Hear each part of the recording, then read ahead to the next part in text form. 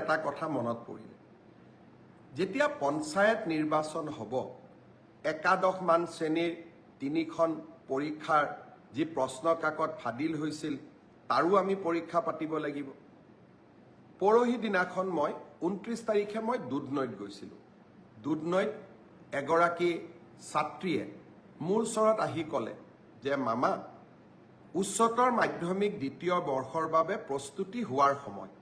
এতিয়া যদি আমি একাদশমান শ্ৰেণীৰ পৰীক্ষাটোলৈ চিন্তা কৰি থাকোঁ, আমাৰ হায়াৰ ছেকেণ্ডাৰী দিবৰ বাবে আমি মাত্ৰ 8 মাহ মানেহে পাম।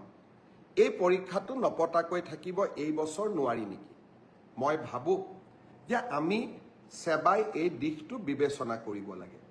যিয়ে নহওক কিয় 2খন বা 3খন প্ৰশ্ন কাকত বাকী ৰৈ গৈছে আৰু পৰীক্ষাটো যদি এপ্ৰিলৰ শেষত বা মে'ত আমি অনুষ্ঠিত কৰোঁ, ল'ৰা ছোৱালীবিলাকো টেনশ্যনত থাকিব আৰু তেওঁলোকে দ্বাদশমান শ্ৰেণীৰ বাবে নিজক প্ৰস্তুতিও কৰিব নোৱাৰিব।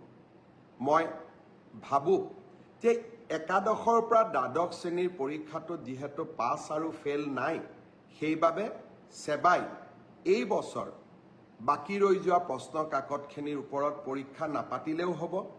অহা বছৰ আমি একাদশমান শ্ৰেণীৰ পৰীক্ষাটো কেনেকৈ কঠোৰভাৱে নিয়ন্ত্ৰিতভাৱে পাতিব পাৰোঁ তাৰ বিষয়ে আমি আলোচনা কৰিম আৰু যিসকলে প্ৰশ্ন কাকত ফাদিল কৰিলে তেওঁলোককো আমি কঠোৰ শাস্তি বিহিম। কিন্তু কোনোবা 2-এজন দুৰ্বৃত্তৰ বাবে গোটেই ছাত্ৰ ছাত্ৰী সমাজখন তেওঁলোকে টেনশ্যনত কিয় থাকিব লাগে? তাৰ যুক্তিও নাই। আনহাতে পঞ্চায়ত নিৰ্বাচন অনুষ্ঠিত হ'ব। মে' মাহত আমি পৰীক্ষা পাতিলে ল'ৰা ছোৱালীবিলাকে দ্বাদশমান শ্ৰেণীৰ বাবে কেতিয়া প্ৰস্তুতি কৰিব? মই আমাৰ স্কুল এডুকেশ্যন বৰ্ডক অনুৰোধ কৰিম, শিক্ষা বিভাগক অনুৰোধ কৰিম, বিষয়টো যাতে আকৌ এবাৰ বিবেচনা কৰে, ছাত্ৰ ছাত্ৰীসকলক টেনশ্যনৰ পৰা আমি যাতে মুক্ত কৰি দিওঁ।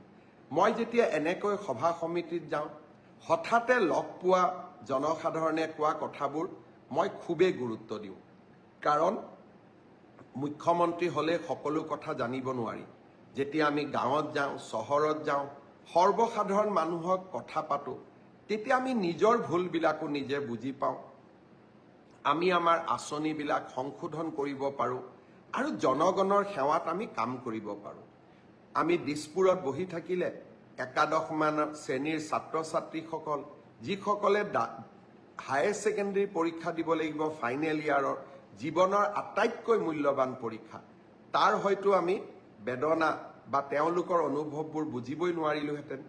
দুধনৈত গৈ মোৰ ভাগিন ছাত্ৰীজনীৰ মুখেৰে শুনা কথাখিনি মোৰ মনত লাগিল যে ই যুক্তিৰ ওপৰত প্ৰতিষ্ঠিত। সেবাই নিশ্চয় এই দিশত বিচাৰ বিবেচনা কৰিব আৰু ছাত্ৰীসকলক প্ৰস্তুত হ'বলৈ সময় আৰু সুবিধা উলিয়াই দিব।